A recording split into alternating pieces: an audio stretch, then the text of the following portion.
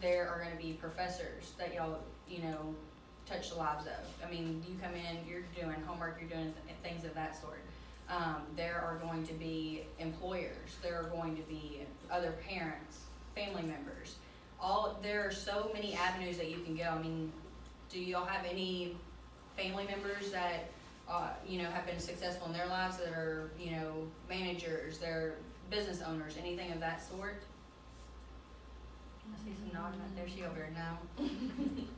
Okay, so if you don't have family members, do you have friends or family or like friends' parents that are successful? Thinking. So there are tons of people that you have connections and interaction with that you're going to cross paths with all the time. Like our first speaker, did I tell y'all he offered my son a job this summer? Blake Hamack, you may know him. He finished school at Harleton. He owns Welch Funeral Home. Oh, okay. But just when I walked him out, he was like, "What's your son doing this summer?" I saw da-da-da, and he was like, "Well, I could use him a few days a week." And I mean, which is perfect. Yeah. So connection just there through that, Right. Yeah. And my biggest thing is, whenever y'all graduate, you're not going to walk out of here and get a $100,000 paying job. I mean, it's not going to happen. But you can always set your goals for that. You're not going to walk out of here and just, now there are people who are going to land it and just be lucky. And it's going to be based off of people that they may know and people that they pass in their, in their path and cross in their path. So, but that should never discourage you. You should never envy people based off of how their life is going, because you also don't know any trials or tribulations that they're going through either. So that's probably one of my biggest things. And don't envy anybody, because you can only control where your life is going. And if your life isn't going in the way that you want it to, you've got to switch ways and lose the name tag. So I think that's one thing I've noticed about Natalie is she is like very like not judgmental of others, because she has kind of been all over the scale, in life. She's been where tougher times, and then now her and her husband do really well, and so she understands people that are, in different ages and stages of their life, and that's what probably makes her a good manager. Is she understands, she's seen a lot. that's the reason why I wanted to come and talk to y'all today, because I am 29, but I have friends, everything of that sort, that are around the 20, 21 age group all the way up to 45. I'm very versatile in my job and in my life. There are times where I can tell you I've been in y'all's position. I've sat in a classroom and hoped to go to college, did not go to college, wanted to go to college on a basketball scholarship. Basketball was my thing. I was very driven, very passionate about sports. I thought about going back to college, and I just don't see the passion there, because if I'm not playing basketball or doing something to push my grades, I'd probably fail at it. But it never stopped me from going in any other area. So, you may not be the A1 star that goes to college on scholarship. You may not be the one that goes, based off of academics, being a scholar or being, valedictorian, things of that sort. But there are so many things that you can do in life that are still going to get you to where you want to be. Whenever you get out of school, you're probably ready to get out of mom, grandparents, whoever you live with, their house, right?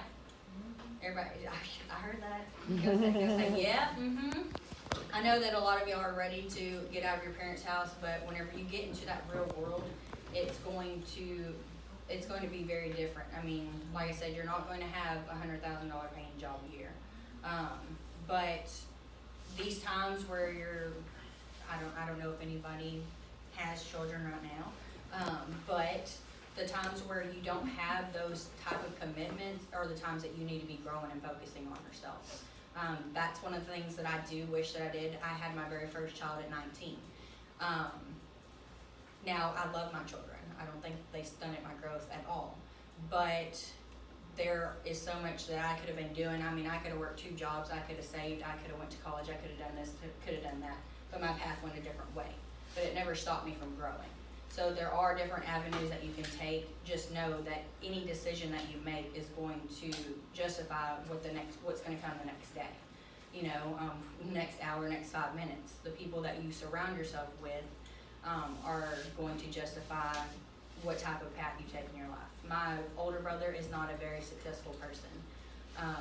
At a young age, he got mixed into drugs, trouble, things of that sort. We don't speak to this day, just because he has a daughter and I have two, and I feel like he's just not on a very good path to lead that child in a good direction, and he's not leading his own self in a good direction.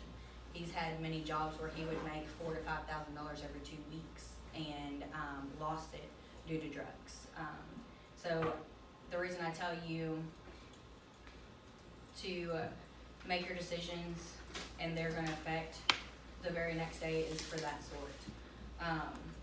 I mean, he had a good paying job, but he chose a different path, and that led him to being unsuccessful. And that, I will guarantee you, is one of my biggest life lessons, because I did not want to be seen as someone that's successful. My brother kind of paved the path for me, because I was able to see those around me and things that hurt them and led them in a negative way. We talked about that, learning just as much for what you don't want to do as learning what you want to do. Yeah. So does anybody have any questions for me? I have a question about, I know you have advertised before, I've contacted you about refinancing loans. Mm-hmm. Do you, and you were like, we don't do houses, Nope. tell me about that, the refinancing that you've advertised. Refinancing. Well, we do homes. I just don't do Okay, homes. okay. But kind of that process is I reach out to individuals, which obviously creates connections for myself. I reach out to individuals that may have auto loans, personal loans, things of that sort, and I refinance them. What we do at the credit union is basically we are member owned. You come in, you open an account, you have a sole share in that membership. You come in, we have meetings, things of that sort. You have a say in those meetings. Everybody is an equal vote. Doesn't matter if you have $5 in your account. Doesn't matter if you have $1 million in your account. So we're very member based for each and every one. What we do is we reach out to members to let them know, hey, we're trying to help you build your financial well-being. What that means is basically we want to try to help you save money or make you choose an avenue that's going to be best for you. If you go to a car dealership, which I'm assuming not a lot of y'all have bought cars before, right? Okay. So if you go to a car dealership, a lot of those people are out there the name of the game is to make money. They're going to try to do whatever they can to sell you that car, no matter what. What we do at the credit union is to make sure that y'all aren't taken advantage of. If something happens, or you sign with them, yeah, we got you in this car. Your payments are this, we went this, but you're paying 18%. Now I know that is probably just out of this world jumble to y'all. What that means is that 18% is what you're paying to have that vehicle to somebody else. Not even what you're paying for the vehicle, but it's just extra money you're throwing out the window. What we do is we take a look to see if there's any way that we can save you interest, save you money on those types of loans. So a lot of the refinance process is me calling to see if I can benefit you in any way. And a lot of that, working for the credit union, like Miss Angel said, I don't judge anybody. I am a person that likes to help everybody because I know where I came from. I know that I didn't have very much and people believed in me, so the credit union is kind of the same way. I get to give people a chance even though they may not have a very well financial background or things of that sort. But that's kind of the refinance process. So if any of your parents or you have cars with high interest rates, contact Natalie in Marshall. Yeah, exactly. See if she can save you some money. Do y'all understand like that? Like when you borrow money, like for a car or something, they're going to charge you interest. Y'all get that? Y'all learn that in any class? Okay, good. Okay, so that's what she's talking about is like they could get you a lower interest rate where you're not paying so much just to have that loan. Yeah, yeah. Yeah, because they're not just going to give you a car and say, hey, make payments on it. They've got to make money somewhere in the long run. So, and a lot of times whenever you're young, your credit isn't established, things of that sort. Y'all, if you walk in, my 18-year-old's in here, if you walk in and try to buy a car today, they're going to either turn you down, they're going to ask for a cosigner, someone who has established credit, or will benefit the entire loan process, or they are going to say, yeah, we'll give it to you, we're going to charge you 20% interest. Now, let me tell you, that 20% interest, they're saying, yes, we're going to give you a car, but we're going to make some money off you. So, that's not just a couple dollars here and there.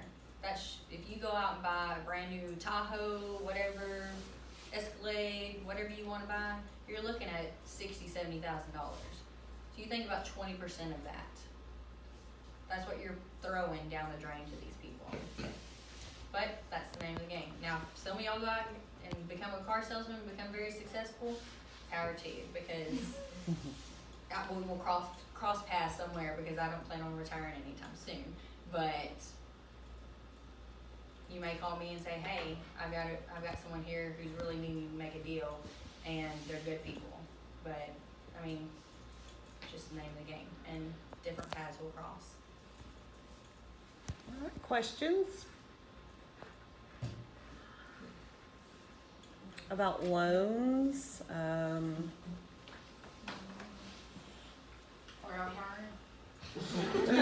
hiring. We are hiring. We are. There's a lot of, in the credit union world, we do support those that are going to school, things of that sort. So, we are hiring. You just get online, go to our website, and you can apply online. And you'll see the job postings there. East Texas Professional Credit Union. Yes. So how many years have you been with them, Natalie? I haven't even been there a year. Okay. So I've been there for 10 months. East Texas Professional Credit Union. You know, there's one right close here to the school on the Loop, and Natalie is the branch manager for the Marshall branch. How do you, now that you're a manager, how do you like that compared to maybe being lower? I mean, I know it's give and take on, on both sides, but being in charge of other people compared to being one of the, like, tellers or something like that, what do you like best? The best thing I like about being a manager is,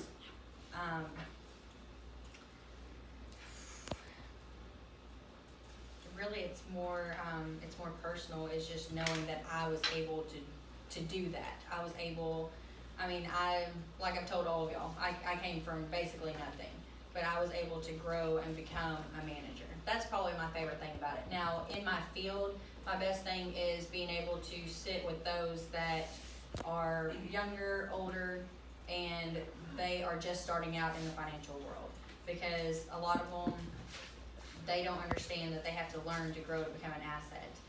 So my favorite thing there is more just kind of letting these people know, letting y'all know that I've been in y'all's shoes, I've been in that same situation. That's probably my favorite thing, is to kind of let them know that I've been from the world that you're in. So do you get training, like classes and things like that through the bank? We do receive some training. I've never been trained to be a manager. I just learned my profession and tried to learn as much as I could and be as accurate as I could. Now that I am a manager, they do offer manager classes, coaching classes, things of that sort, to help us be the best managers that we can be. So even when you get into your profession, you'll still be taking classes, still be learning. Things will still be changing that you'll have to get updates on. So you'll still be taking notes like you are today. Yeah, my biggest thing to tell you is don't ever be scared to ask or don't ever be scared to learn, because the worst thing that someone can tell you is no. But let me tell you, there are millions of people out there that will tell you no, but it only takes one person to say yes. It only takes one person to believe in you and give you a chance. So always push for that. That's all it took. I mean, I can't tell you how many times I applied to be a branch manager. When I started in banking, that was my goal, to be a branch manager. I had numerous times where I would go apply and they would turn me down. I would go, got the job, and then lady backed out. They turned me down anyways. It only took one person, and that was Kelly, and she gave me a chance. And I have gone to the Marshall branch and broken 2 records in the last 10 months. And I guarantee, even like she was saying, well, I was just a hostess at Roadhouse. Whenever you became the trainer of hostesses, and she could put that on her resume for the next job, even that is a good thing to have. Wherever you're at, that's what my dad used to tell me. He'd say, I don't care if you're a garbage collector, be the best garbage collector you can be. Yeah. Like even at Roadhouse, when she felt like, oh, I'm just being a hostess, no big deal, but becoming even a trainer, to put that on your resume to show, hey, I could handle teaching other people. Yeah. I'm sure that was a big help. Yeah, it was. I mean, that's the way I got started in the banking profession, is because I had cash handling experience there. I was just a hostess. I mean, that's all I did. But I mean, there are going to be so many things that you learn in different avenues of your life that are going to help you advance and grow. Questions? Comments? How much? Paid? Well, or like, where is the?